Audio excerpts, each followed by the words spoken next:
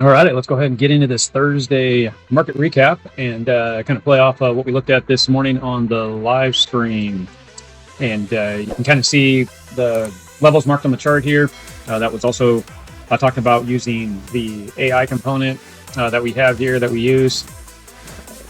Just the feed from the Kabroda trading BattleBox and using that key information and build out the DMR, which is the daily market review, and that gave us some key levels on the chart and gave us the ability to take action. So we had on the bigger time frame, actually I'm going to go ahead and pop out real quick on that because this ties back to a couple daily reviews back through Wednesday actually. So you can see this kind of runs up, and then we had marked this on here, and we're looking at this bigger area up to about 109,900 range off this breakout. Now you can see we broke out through the weekend. This is last week, about 7 days ago we had this. We broke out, lost this, came back down, tested the 200, which that's always a key level on any chart. Always kind of watch that 200. It's kind of its own moving support resistance line. It's kind of a 200 simple day moving average. You can see we bounced it and held. And then, of course, we just did this hard drive up into price action. So we went ahead and tagged this area right through here on that bigger time frame. But let's go ahead and go back in now into the 15-minute. The reason I was pointing that out, though, because it was a key level that the charts had marked out for today on the DMR. And it's critical to kind of pay attention to that kind of information. And that's why we're always talking about the bigger time frames, looking down at the smaller time frames. Because if somebody was telling you right now that this was just going to rip on up to 112, 115,000, I kind of want to argue with them, and mainly because the charts just don't show that kind of energy, and the bigger time frames don't show we're really pushing. Kind of like we keep rejecting in these 110,000 levels, you can see it break down. So we just have to be cautious till things are ready to go. Now here on the 15-minute, you can see the 200 slowly catching up with it, and price action's just bled sideways, if you will, and we're slowly catching up. And we could be rolling over, right, and getting a pullback. We could be also going sideways, like I've said before. But keeping those bigger time frames in the back of your mind as price action moves through the day, and knows it, kind of telling you if it's really going to break out and keep running, or if we're really just going to kind of get this ups and downs. So let's go ahead and start digging into the charts and look at this in more detail. So one thing that was strange with the DMR today, that daily market review, is we had the key levels built on the last 24 hours. So we had the low here in the last 24 hours. We had its point of control, the POC, in the last 24 hours. And then right through here, we had its high. And then if you break into the last 4-hour window right before the market shifted, you can see that the low is right here during the POC. And then we also had the last 4-hour POC tying into the high on the 24 hours. So kind of those are key levels of support and resistance, if you will. So that's what we're watching for. So also to point out some key information here is we had our trigger. So when we clear this purple line or this green line usually shows continuation out. But then you also had the daily resistance right here and the daily support right here, which was weird that it was in between the triggers, right? So to kind of look at this, what I was looking for today is some key levels of movement. And you can see right down here, we were already at the bottom coming through the evening when this was coming down. Then we had this hard snap down and hit right into that support right here. And we started to come back up out. As the 15 was showing pushing on its stoches, you had a lot of energy kick in when the sellers came in, the buyers came with it. And you can see they held on as a lot of strength came in. A lot of sellers came on hard. That's why this volume kicked up. And then you can see the fight, and then you can see the breakout the other way, high volume. We would have expected this to run up, but yet we didn't. And we kind of bled out, got another trade opportunity. So let's dig into this little zone right here. This key breakout right here is what we're looking at. It started to break right through.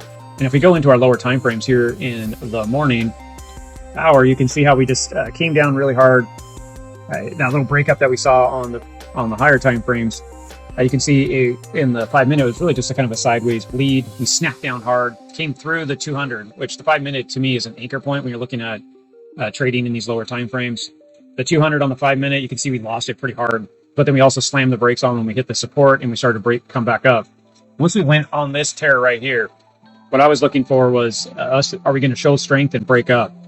And what you're looking at right here on the MACD is that we call it this, the slingshot, if you will. It's coming down and then snaps out, or a smiley face and a frown. Frown, you go down. Smile, get happy, I guess, it goes up. But I don't have a saying for that one. But anyways, you have a it kind of slingshots, if you will. You come around the bend and it snaps it out. So I kind of look at it that way too. So you can see this was rotating pretty quick as we were coming off major support, and then we got back up in this area we had already crossed. So really, if you're looking at taking a trade, you could still take it on a confirmation of this move, and you could have taken it right down through here. The strong trade, some people would say, hey, well, I'm going to use the 200 for my support line, and I'm going to run this back up to the upper level. If to be honest, this is a safer trade, because this could lead back down on us. You could have saw this kind of break back down and maybe even try to trade in here and then go out, something like this. And what you don't want to do is get snapped in the whipsaw, if you will, because this is considered no man's land. Anytime you're between the two triggers, the breakout triggers, would be considered no man's land, and that's why you can see it keeps breaking in between this area, right? So that's why I would not put my stop against that 200. I'd put it down here on this lower level. Now, each their own, I'll say that. So you can, if you wanted to, that's a healthy, fair stop. You would have seen this candle starting to move up with a nice conviction. Your MACD has already crossed over. You do have some greater strength right here. You have the cross back over through on the 5. You have the 21 coming up, and you had the 15 wanting to carry back out of the stoaches here, which would have gave you a lot of momentum, is really what I'm going after. And that's why you would have been looking at taking, sorry, it's right through here. You can see it's moving up very aggressive and pushing up. So that's what we would have been looking for. So if you would have got in this trade, regardless of where you decided to put that stop, I'm going to go ahead and put it out here. We would have got in on this trade, and if you were wanting to just do the standard 1.5, you would have got stopped out. Perfect. You would have made a full profit of what you were looking for. Obviously, if you ran your stop type up to that 200 range, you would have done a really nice trade. Even if you did a 1.5, that wouldn't have been too bad, going right up to that trigger area. Still would have been a 2. But regardless, depends on how you run it. The worst case scenario, I'm going to go ahead and go back down, and I call it the worst case scenario because right through here, when it started to lose the 21, this is when you want to get out. Even if you got out on this full candle, you still would have made 2.5 to 1. So I'm kind of giving you like worst case. It's nice when you enter in the right spots and you kind of use this area as your exit. Now, this is where you learn how to trade to be a little more sound, and that's why always trading a 1.5. Even sometimes the kid's ripping up, you could have got in. This could have been the back test. You could have re-entered, and you could have got back in on this back test right here. This would have started hold support. You would have saw this kind of stuff roll over. You'd had to have better indicators. This stuff obviously is telling you down pressure, but you could have also jumped back into this trade and ripped up again at another 1.5 or something. So that's kind of the idea of trade. There's always a new opportunity, if you will. So enough explaining some of that early price action. This is bleeding down, though. This is telling you that's going to break down. You can see the MACD's cross back over, right? We just like we were looking for this kind of a snapshot, slingshot coming up. The same effect is going to sling it back down. It's starting to break down. The lighter color showing you that it's starting to come down. You're also getting a rollover here on the MACD, and you lost your 21 simple moving average. So negative or bearish behavior. Stoaches are bottoming out. Some people would say, hey, this is going to turn and push back up, but the way this momentum is showing, it wants to bleed down. Everything's stacked for the downside. You're also negative. It looks like it's going to backtest here. This is where you want to be waiting careful, because even though we're losing these key supports, we are also looking at this trigger. So I wouldn't get too aggressive. Also, that's why you get out, though. You're careful. You're away from your stop. You've already been out, so you don't really care.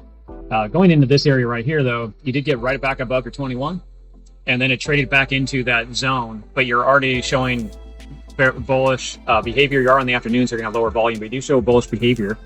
And that's why I'm looking at the 5 minute and the 1 minute here, and the 3 minute is actually the charts that we're going to use. And this is more advanced that I'm showing you here. That's what's neat about following us, using our live, using our AI, and getting part of hanging out with us, because this is a lot more advanced style of trading. You learn how to read down in the lower time frames to take advantage of that, and that's one thing that we do talk about.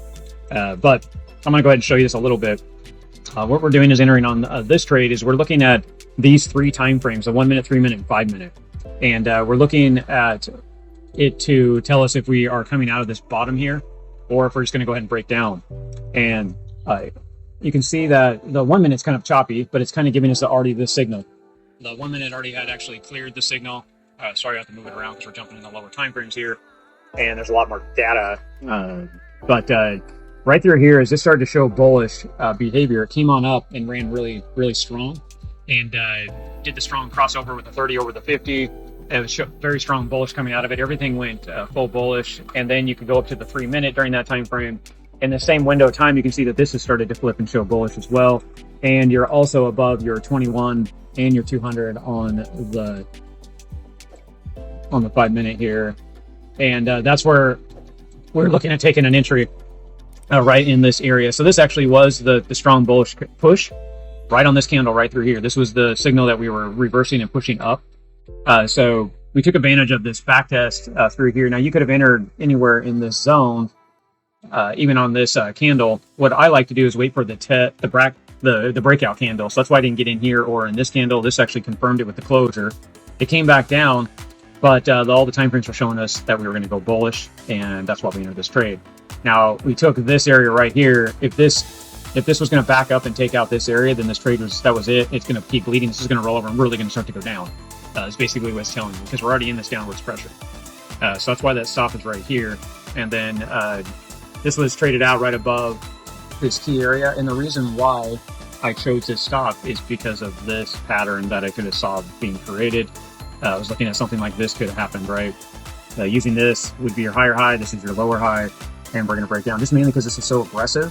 And when you look at higher time frames, you're higher over here than you are here. So if I drew a line from here to here and I drew a line from here to here, this one goes from a higher spot to a lower spot, and this is from a lower spot to a higher spot, which is considered bearish divergence, and it was giving me a scary feeling. So that's why I wanted to get out of this and not be too aggressive. So that was where my target was.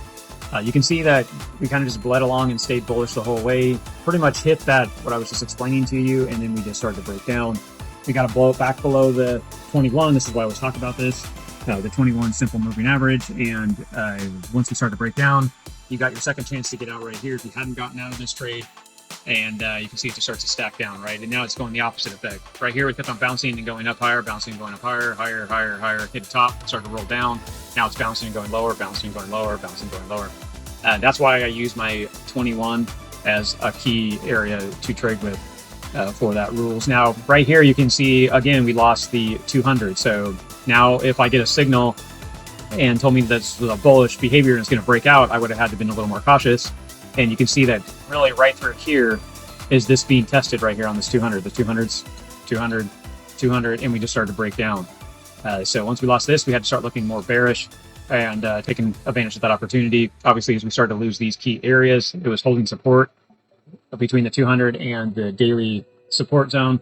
So you had resistance and support, and it was just bouncing in between that. So if you're going to take a trade, you can't trade any of this. You need for it to break down, right? So if you wanted to enter, you would have been looking at taking this breakdown of the support here, using this as your stop, and then running it out to 1.5. You can see how we're analyzing price action, right, to get in. So that is about it. Just there's a little bit tidbit more that I gave you here at the end, just kind of looking at price action and what we're looking at. But there was two great trade opportunities, and if you were using the Kabroda BattleBox AI, with the GPT here, you could have seen that it would have gave you quite a bit of data and helps you out. So if you watch our lives, I know we are talking about putting this thing available to everyone. We've been kind of hiding it, but yet showing it. We have not shared a link yet for this. This is private, but I know on the lives, it sounds like we're going to go ahead and release it there and start letting people play with it. And the main reason is so you can start having a conversational live piece with it. And you can see this is in action on the live as well. This tool is used live with the charts and how to lay them out, like we can see what I draw or use at key levels right now on the recaps.